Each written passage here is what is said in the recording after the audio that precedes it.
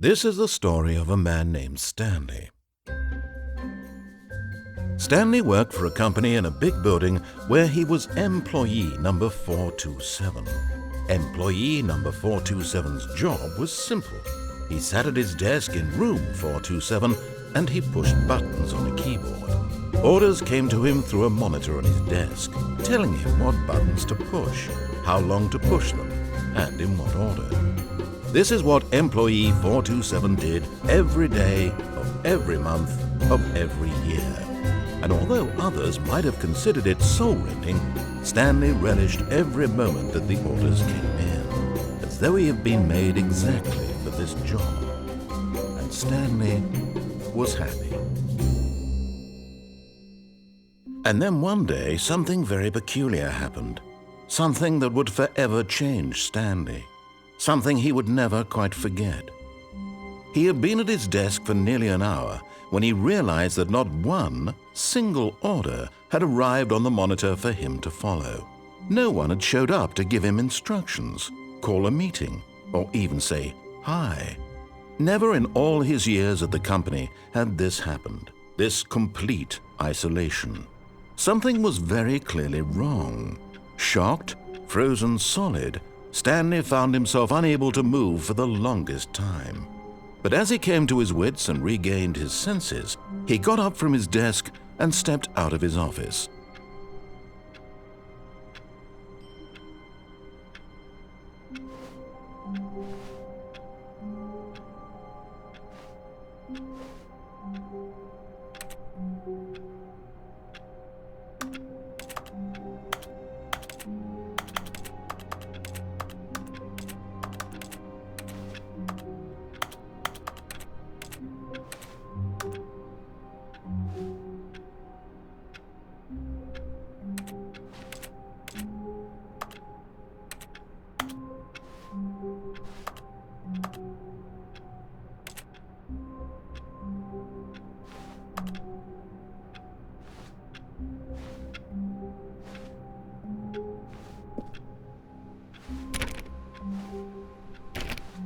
All of his co-workers were gone. What could it mean? Stanley decided to go to the meeting room. Perhaps he had simply missed a memo. No matter how hard Stanley looked, he couldn't find a trace of his co-workers.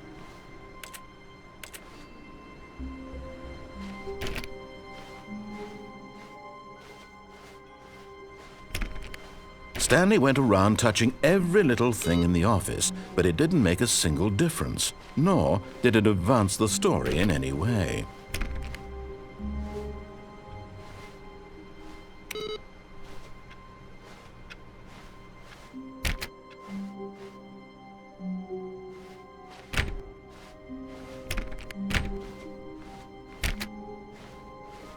When Stanley came to a set of 2 open doors, he entered the door on his left.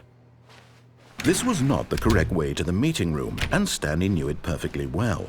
Perhaps he wanted to stop by the employee lounge first, just to admire it.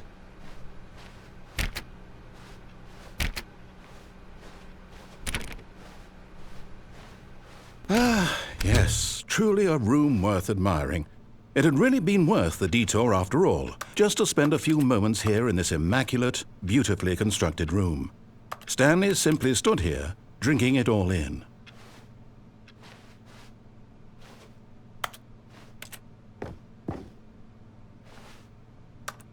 Yes, really, really worth it being here in the room.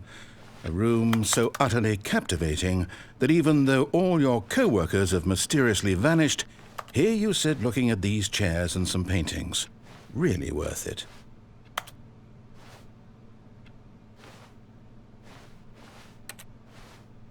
At this point, Stanley's obsession with this room bordered on creepy and reflected poorly on his overall personality.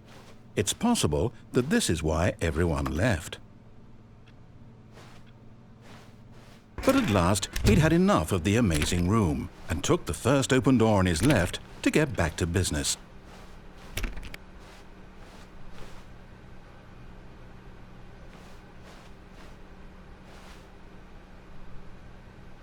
Stanley was so bad at following directions, it's incredible he wasn't fired years ago.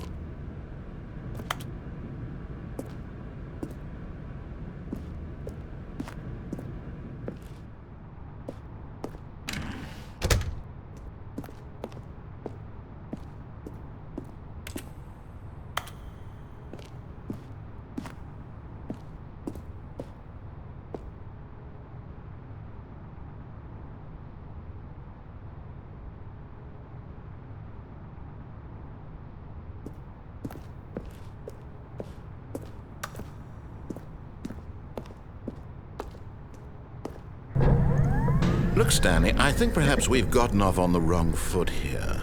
I'm not your enemy, really, I'm not. I realize that investing your trust in someone else can be difficult, but the fact is that the story has been about nothing but you all this time. There's someone you've been neglecting, Stanley. Someone you've forgotten about.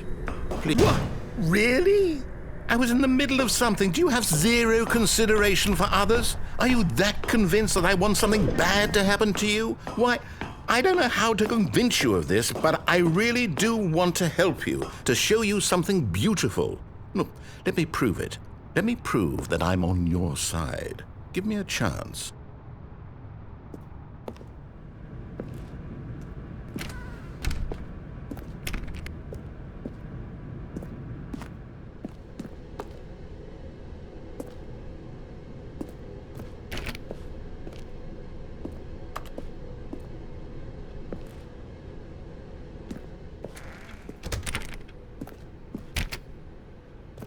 Now listen carefully, this is important. Stanley walked through the red door.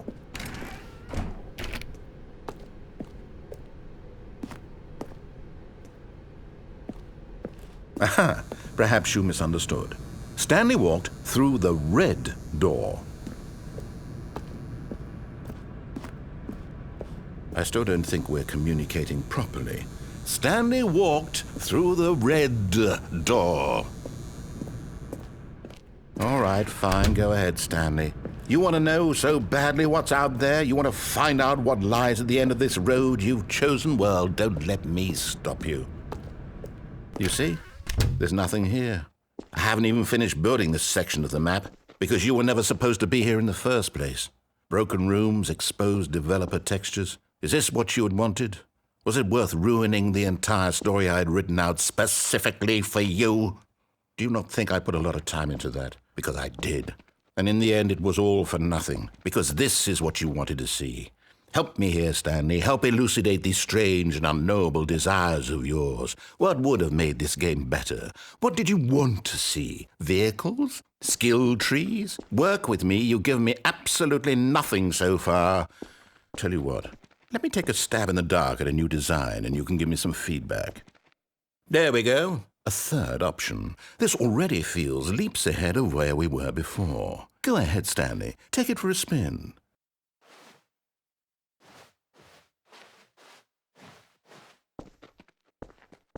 Okay, I'm going to stop you there. Now, tell me about your experience with this new version. Would you say that the game benefited from allowing you more choices?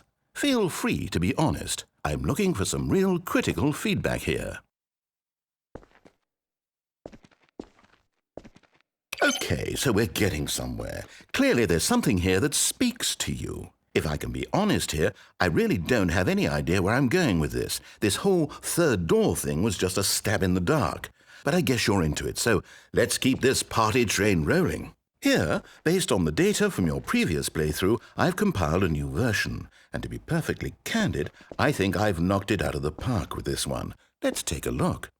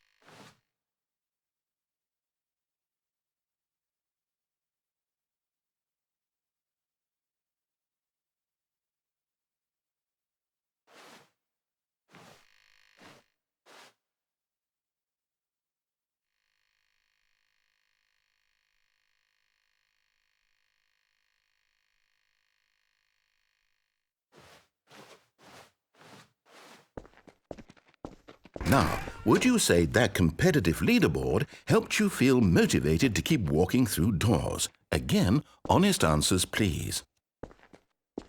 Hey, I nearly forgot. I've got a prototype of a new game I've been working on, and now would be a lovely opportunity to give it some playtesting. You wouldn't mind taking a look at it, would you? Perfect. Let me boot it up. In this game, the baby crawls left towards danger. You click the button to move him back to the right, and if he reaches the fire, you fail. It's a very meaningful game, all about the desperation and tedium of endlessly confronting the demands of family life. I think the art world will really take notice. But of course, the message of the game only becomes clear once you've been playing it for about 4 hours. So why don't you give it 4 hours of play to make sure it's effective? Be sure to keep notes on your experience.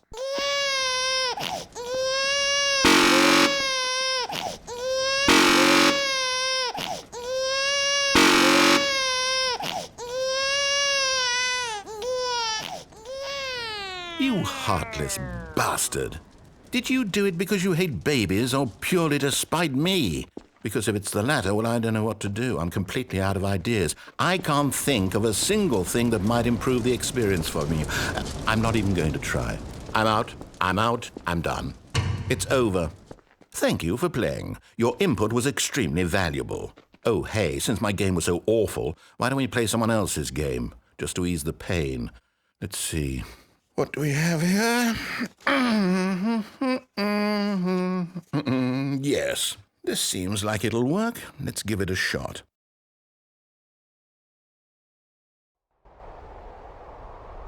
Aha! Fascinating. What do you think this game is about, Stanley? What's our backstory? What is our motivation? Well, it seems obvious to me that you are meant to play as a creepy man spying on innocent civilians below you from up high in your creep tower, perhaps for some sort of twisted erotic purpose. Yes, that must be it. What a fascinating venture into the experience of total mental depravity. So far, I love everything about this game, Stanley. And it seems there's even more.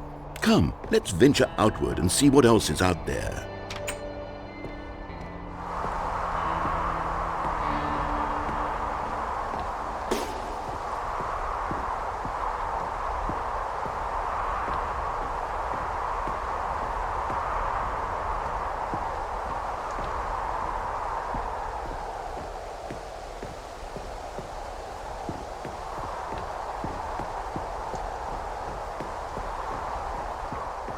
Oh, no. No, it can't be. It is. It's an open world game. Good God, quickly, block it off. Oh, thank goodness, Stanley. What a close call. You nearly wandered off into that thing, that big, open, just wandering around, no right or wrong directions, no path to follow. You can just go in any... Oh, thank heavens we avoided it. We're out of the woods now, Stanley. Okay, I'm going to get us out of here. Let's find another game. Preferably something with walls. Something with nice, big, insurmountable walls. Okay, I think this will be just the thing.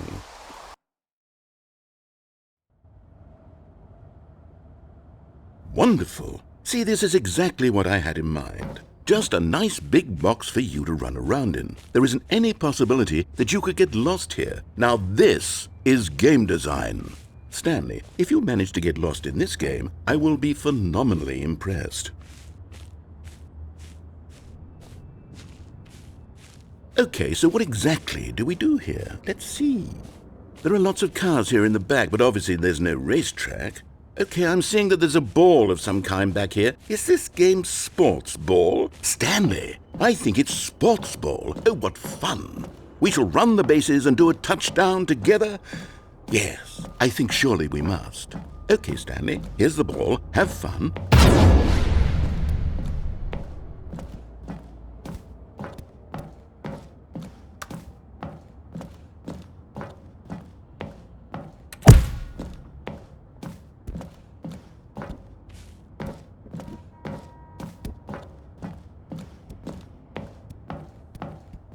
Hold on.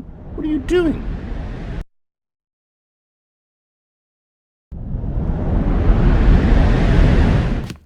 Stanley, don't do that. I can't follow you there. I can't help you. How will you write a story without me? You can't do it. You know that. Stanley, come back.